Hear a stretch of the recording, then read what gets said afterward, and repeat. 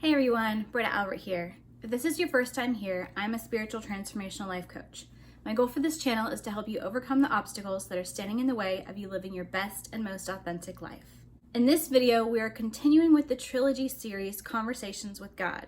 If you have not seen the other Conversations with God videos, I highly recommend that you check out the playlist up above, and that will show you the introduction and kind of get you more familiar with what is going on. In this series, I like to play clips from the audiobooks so that you can hear for yourself and decide for yourself what resonates with you. At the end of the clip, I'll give some feedback that's based upon my own opinions and based upon my own resonance with what I've heard. The reason that it's so important for me to let you hear the clips, again, is so that you are able to take in what you have ears to hear and let go of what maybe doesn't resonate for you. With this book, it has changed so much of my life, and everyone who I know who has listened to the entire book, well, the entire series really, it's changed their lives as well. So I hope that you enjoy this as you continue to listen. I bring you Conversations with God. Judge not then the karmic path walked by another. Envy not success, nor pity failure, for you know not what is success or failure in the soul's reckoning. Call not a thing calamity, nor joyous event, until you decide or witness how it is used. For is it death a calamity if it saves the lives of thousands? And is a life a joyous event if it has caused nothing but grief? Yet even this you should not judge, but keep always your own counsel and allow others theirs. This does not mean ignore a call for help, nor the urging of your own soul to work toward the change of some circumstance or condition. It does mean avoiding labels and judgment while you do whatever you do. For each circumstance is a gift, and in each experience is hidden a treasure. There was once a soul who knew itself to be the light. This was a new soul, and so anxious for experience. I am the light, it said. I am the light. Yet all the knowing of it and all the saying of it could not substitute for the experience of it. And in the realm from which this soul emerged, there was nothing but the light. Every soul was grand, every soul was magnificent, and every soul shone with the brilliance of my awesome light. And so the little soul in question was as a candle in the sun. In the midst of the grandest light of which it was part, it could not see itself, nor experience itself as who and what it really is. Now it came to pass that this soul yearned and yearned to know itself, and so great was its yearning that I one day said, "Do you know, little one, what you must do to satisfy this yearning of yours?" "Oh, what, God, what? I'll do anything," the little soul said. "You must separate yourself from the rest of us," I answered, "and then you must call upon yourself the darkness." "What is the darkness, O Holy One?" the little soul asked. "That which you are not," I replied, and the soul understood.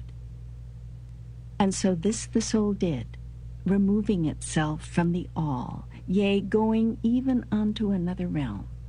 And in this realm, the soul had the power to call into its experience all sorts of darkness, and this it did.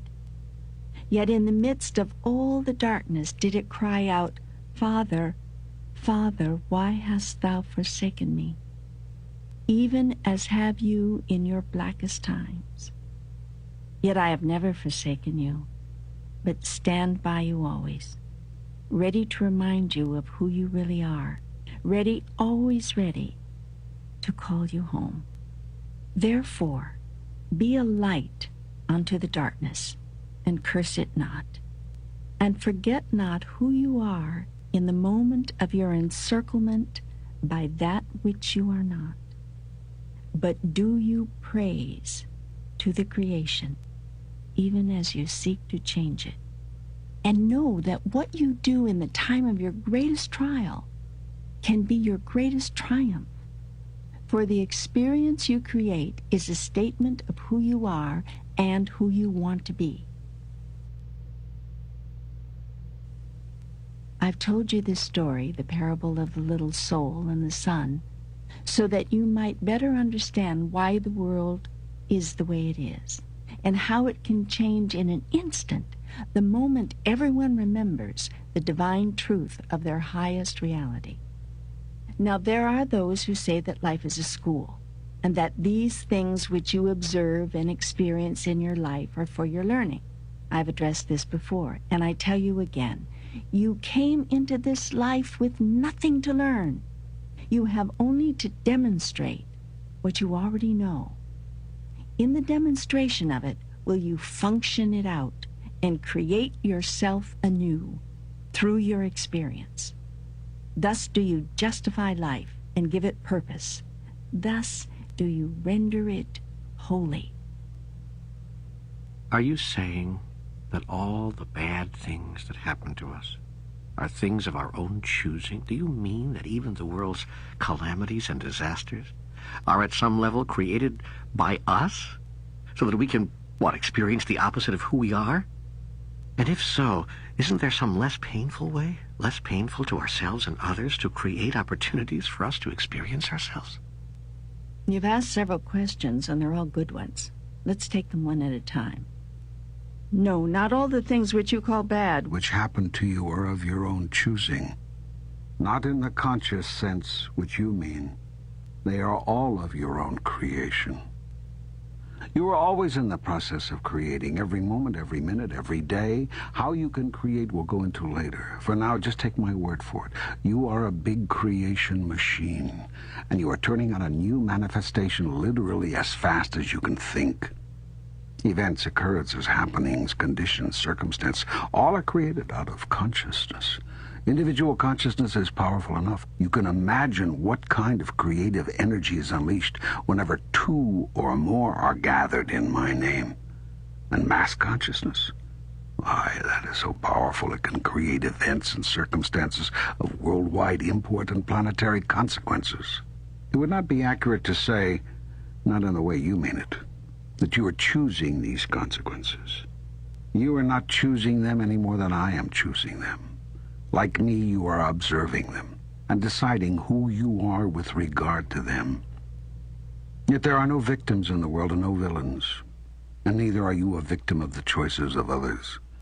At some level, you have all created that which you say you detest, and having created it, you have chosen it. This is an advanced level of thinking, and it is one which all masters reach sooner or later. For it is only when they can accept responsibility for all of it that they can achieve the power to change part of it. So long as you entertain the notion that there is something or someone else out there doing it to you, you disempower yourself to do anything about it. Only when you say, I did this, can you find the power to change it. It is much easier to change what you are doing than to change what another is doing. The first step in changing anything is to know and accept that you have chosen it to be what it is. If you can't accept this on a personal level, agree to it through your understanding that we are all one. Seek then to create change, not because the thing is wrong, but because it no longer makes an accurate statement of who you are. There's only one reason to do anything, as a statement to the universe of who you are. Used in this way, life becomes self-creative. You use life to create yourself as who you are and who you've always wanted to be. There's also only one reason to undo anything, because it is no longer a statement of who you want to be. It does not reflect you. It does not represent you. That is, it does not represent you. If you wish to be accurately represented, you must work to change anything in your life which does not fit into the picture of you that you wish to project into eternity. In the larger sense, all the bad things that happen are of your choosing. The mistake is not in choosing them, but in calling them bad. For in calling them bad, you call yourself bad, since you created them. This label you cannot accept, so rather than label yourself bad, you disown your own creations. It is this intellectual and spiritual dishonesty which lets you accept a world in which conditions are as they are. if you had to accept or even felt a deep inner sense of personal responsibility for the world, it would be a far different place. This would certainly be true if everyone felt responsible. That this is so patently obvious is what makes it so utterly painful and so poignantly ironic. The world's natural calamities and disasters, its tornadoes and hurricanes, volcanoes and floods, its physical turmoils, are not created by you specifically.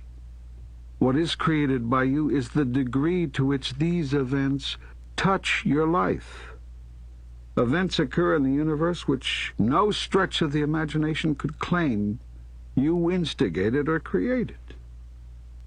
These events are created by the combined consciousness of man. All of the world co-creating together produces these experiences. What each of you do individually is move through them, deciding what, if anything, they mean to you, and who and what you are in relationship to them. Thus, you create collectively and individually the life and times you are experiencing for the sole purpose of evolving. You've asked if there's a less painful way to undergo this process, and the answer is yes. Yet nothing in your outward experience will have changed.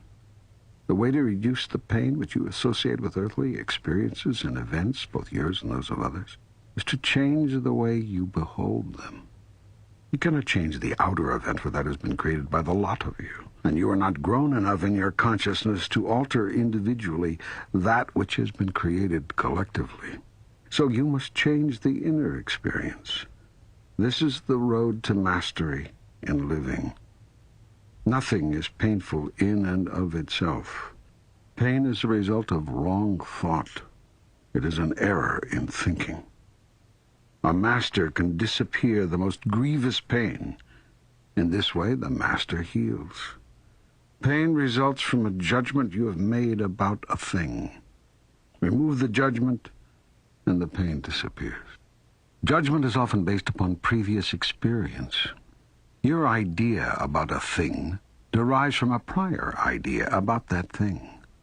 Your prior idea results from a still prior idea, and that idea from another, and so forth, like building blocks, until you get all the way back in the hall of mirrors to what I call first thought. All thought is creative, and no thought is more powerful than original thought. That is why this is sometimes also called original sin. Original sin is when your first thought about a thing is in error. That error is then compounded many times over each time you have a second or third thought about a thing. It is the job of the Holy Spirit to inspire you to new understandings that can free you from your mistakes. Are you saying that I shouldn't feel badly about the starving children of Africa? The violence and injustice in America? The earthquake that kills hundreds in Brazil? There are no shoulds or shouldn'ts in God's world. Do what you want to do.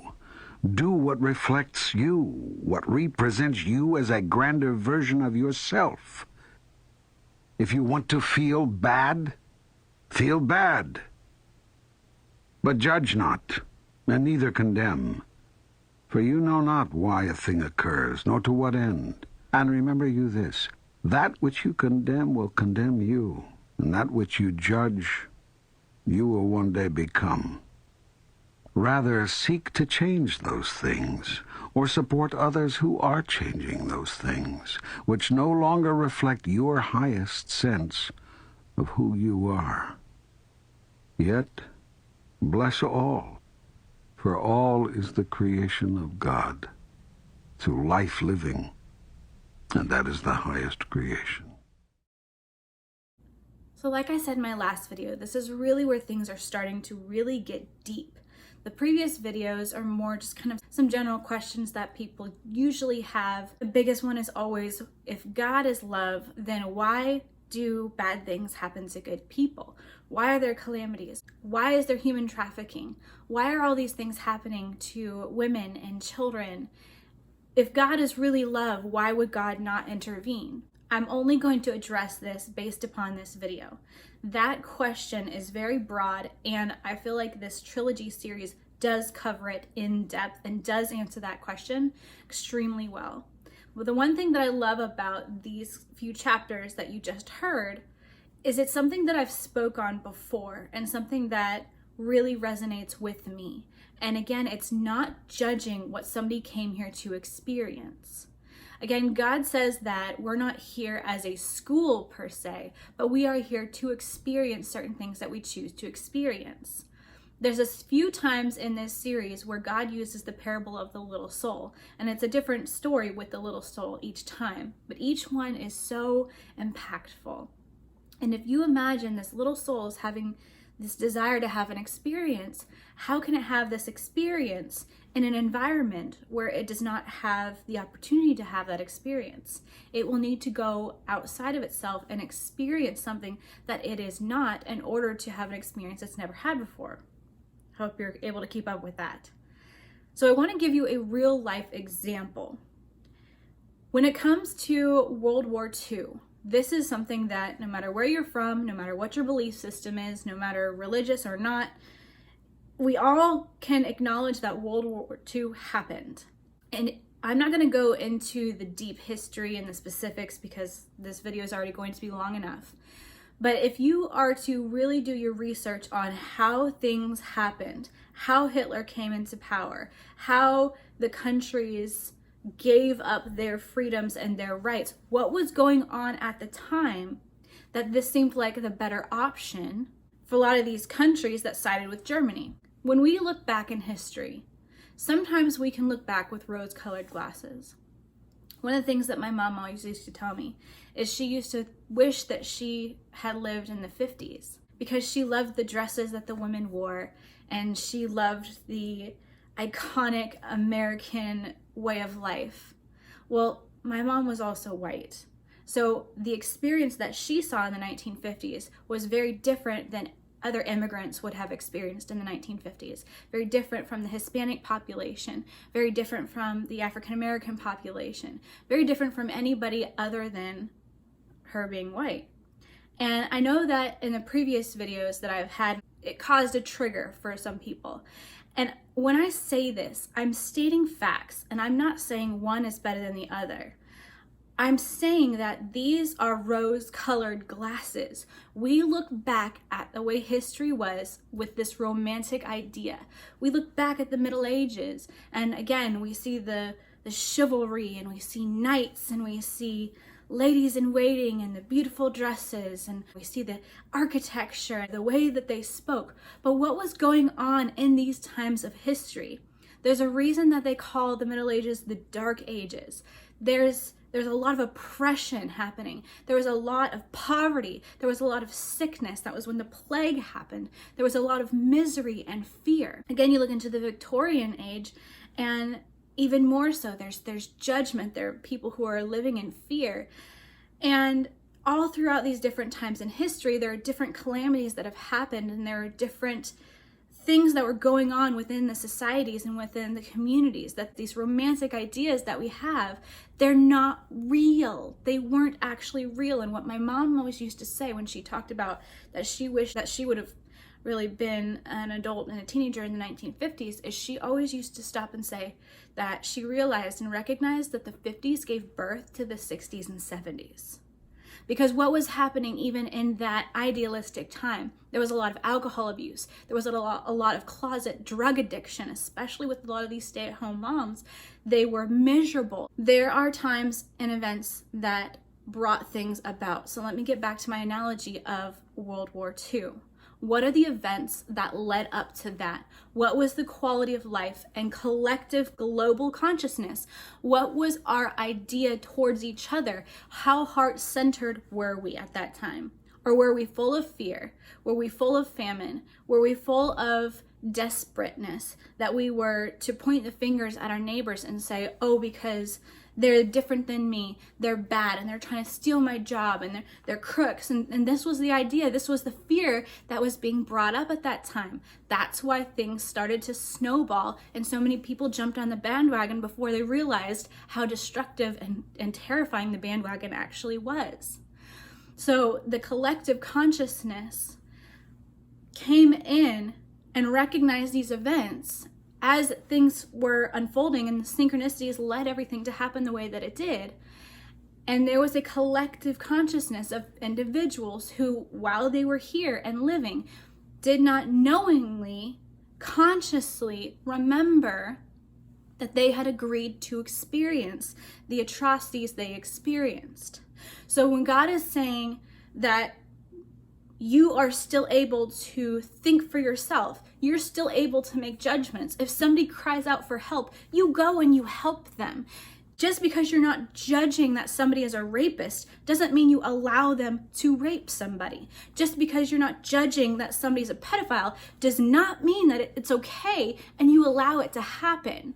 You do what you feel is right. And because of that, how you are authentically, what comes out is what's necessary to shift the consciousness. And that's what happened in World War II. You had all of these Jews who were captured and imprisoned, and they went through hell. Many of them were killed. You had people fighting in countries all over the world, not just in concentration camps that were suffering. Soldiers, children, young men and women who were in the military of their different countries, not just the United States, were fighting globally. So many deaths occurred, so much suffering occurred. But what happened when these atrocities were happening? And say, for example, the United States, we got into the war when we were bombed at Pearl Harbor. We were not really sure if we wanted to get into the war at that point, but when we were bombed by Japan, we were in it. So it's not even to say like, oh, well, we're the heroes and we saw this atrocity and we saw that these Jewish people were being persecuted and we heard them cry out collectively and we took up our stand and we said, this is not okay and we will not tolerate that. Unfortunately, that was not the stance that we had. We got into the war when we were pulled into it. But what happened at the end of it? What happened throughout it? Now we look back in history and we can say that was wrong. We will never stand for those types of atrocities again. Globally, collectively, we recognize that that was not okay. We celebrate people who were in the concentration camps and who made it out alive, and we tell their stories. I'm sure you've heard of Anne Frank. But the point is that if that didn't happen, if all of those atrocities didn't happen, we would not have shifted our heart collectively. I want that to sink in. All the people who died, all the people who suffered, and all the people who didn't die and suffered and lived to tell the stories and still had to deal with their suffering and pass that on to generations, doing the best that they could, with mental health not really being something that was allowed to exist. You can see the domino effect as things progressed and things went on. And it had it not been for those people who came, who agreed, who volunteered to go through that experience in order to shift the collective consciousness, to go from a place of fear and selfishness to a place of love for all people. And I'm not saying it was perfect, but it started. The spark was ignited. And then we had the next generation, which for me was my parents' generation. And they did the best they could. And they were the children of the 60s and 70s. And they gave birth to my generation. And we are the children of the 80s and the 90s. And now I have children, and they are of the 2000s. And each generation, we're getting better from that spark that was ignited.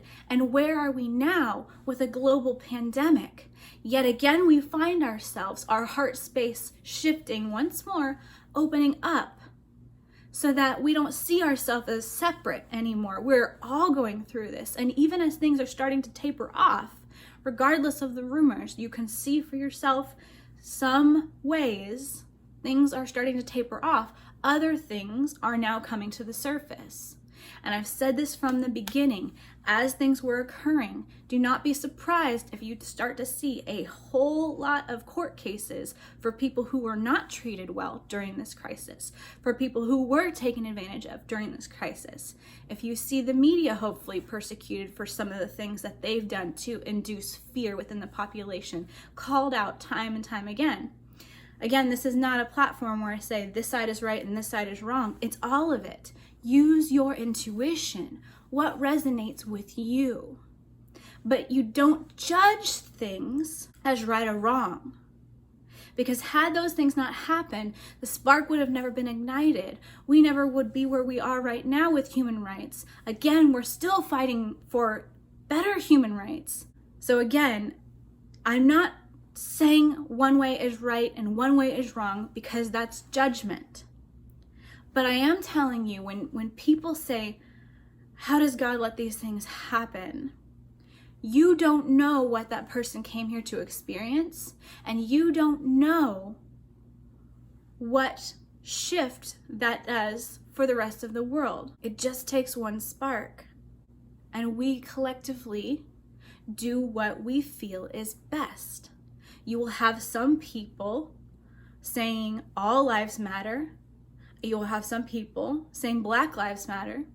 You'll have some people who truly understand what both sides is saying, and they're remaining quiet, and they're not getting in the fight, but they're staying strong with their truth, and they're the ones who are really ultimately shifting things. Because it's love. It's understanding. It's respect for each other and each other's journey. Again, let's go back to the example of the pedophile. I can love that somebody is who they are. I can understand that there's shit that's happened in their life that has made them become the person that they are, and they are in victim mode, and they have repressed trauma, and they're not willing to face it, and they're looking for substances to fill that, whether that's sex, whether that's drugs, whether that's hurting other people, whether that's power domination. I don't know. I just know that that person has suffering within themselves that they're not acknowledging and they're not healing. And I can love them as a human being, and I can see that in them, and I can also refuse to allow that to exist, and I can refuse to allow them to hurt others. Does that make sense? I hope that makes sense. I hope that gives a better understanding of what it means to be true to yourself and also to not judge. Because the reason that the first part is so important, to be true to your authentic self, is because sometimes when these things happen, that you don't judge these calamities, just like in World War II. Why would people choose to suffer in that way? Why would people choose to be persecuted? Again, they were not conscious of it here. They did not have that knowingness in their life here. But had that not happened, then the world would not have cried out, this is unacceptable. The world would not have seen from their example how they were treated and say, you're not going to treat us that way. We refuse to let that happen. We're going to put a stop to this, and we're going to fight. Because it is how you respond, how you view what's going on, and what you do about it, that is the important part. Does this come from a place of fear, or does it come from a place of love? And then you act accordingly. You can look in the face of death and not be afraid. You can understand, and you can see the love in it, and you can act accordingly. So I know this was a much longer recap than I normally do, but this is something that I am so passionate about, and I hope you can feel that. But again, just like I said in the beginning of this video, I implore you, make your own judgments, feel your intuition, go with what your intuition tells you, because that is ultimately your best and most reliable way to grow. I love you guys so much. I hope you're enjoying this series. Again, if you want to hear the book for yourself, if you want to get the book free on Audible, if you've never received a book from a friend before, let me know in the comments below and I'll send you a link where you can actually download the 3-book, the whole complete Conversations with God audiobook for free on Audible. Again, this is not sponsored. I wish I was there, but I'm not on that level yet. This is literally just a gift that I want to give to you guys. But if you already have Audible, you've already received a free gift, still the link is below if you want to find the book yourself and listen to it. So that way you don't have to wait for my videos. You can just sit down and you can listen to the whole thing through. But I love you guys so much. I hope you have a wonderful day, and I will see you next time.